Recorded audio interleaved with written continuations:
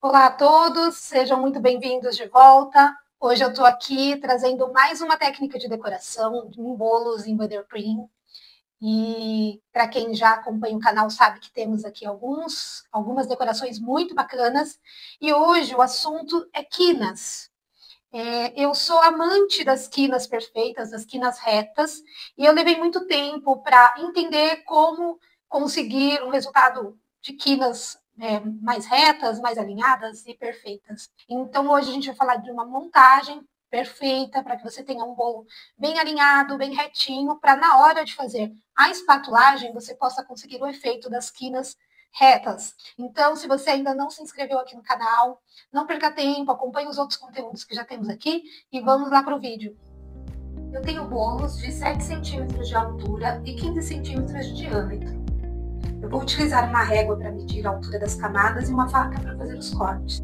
Com o auxílio da régua, eu vou marcar a altura desejada para cada camada, que vai ser mais ou menos 2,5 centímetros. Eu começo fazendo marcações na lateral em todo o diâmetro do bolo. Repare que eu coloco a faca apenas para marcar e não para cortar. Giro o bolo e continuo a marcar toda a extensão do diâmetro. Essa etapa da marcação é muito importante. O ideal é que você consiga fazer o encontro das marcações do início com as do final.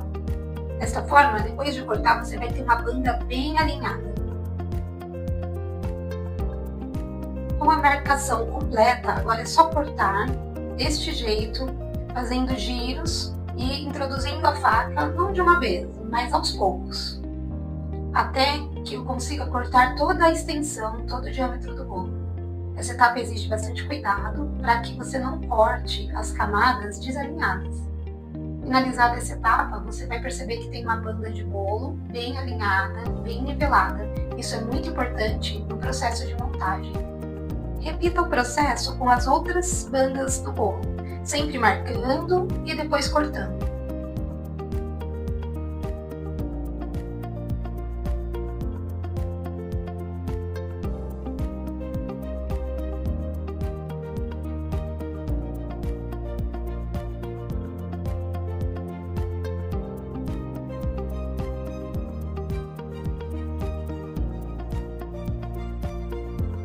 Eu vou usar na montagem todas as bandas do bolo, inclusive o topo, que é essa parte avaloada.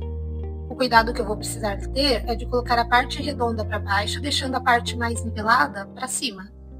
Para a montagem é importante utilizar um cakeboard resistente. Eu estou utilizando um de 24 centímetros de diâmetro por 6 milímetros de espessura. Agora vamos iniciar a montagem com o auxílio de uma balança para que as camadas de bolo e recheio tenham o mesmo padrão. Começo colocando um pouco de buttercream no cakeboard para colar a banda do bolo. Coloco a primeira banda, me certificando que ela está bem centralizada. Em seguida, eu vou umedecer a massa do bolo com uma calda neutra. Estou utilizando uma calda de água, açúcar e um pouquinho de essência de bambu. O próximo passo é fazer uma borda em buttercream.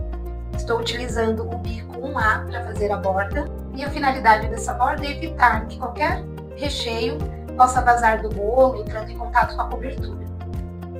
Agora eu faço a primeira camada de recheio. Eu estou utilizando para esse bolo 180 gramas de brigadeiro meio amargo. Espalhe o recheio com a ajuda de uma espátula para que ele fique uniforme para receber a próxima camada.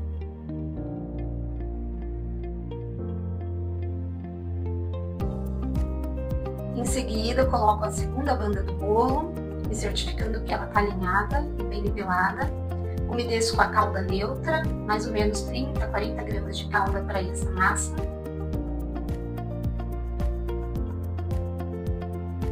E retorno fazendo a segunda borda em buttercream para receber a segunda camada de recheio desse bolo. Desta vez, eu estou fazendo a aplicação do recheio com o auxílio de uma colher, para mostrar que é possível fazer assim também. É só certificar que o seu recheio esteja bem cremoso e maleável para espalhar com uma colher sem danificar a estrutura do bolo.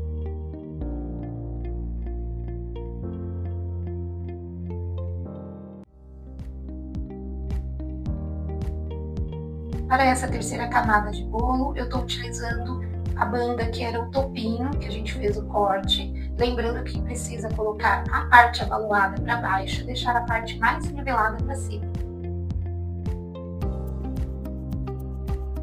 Notem que ficou um pequeno espaço entre as camadas e eu vou depositar um pouco de buttercream para evitar qualquer acidente nesse local.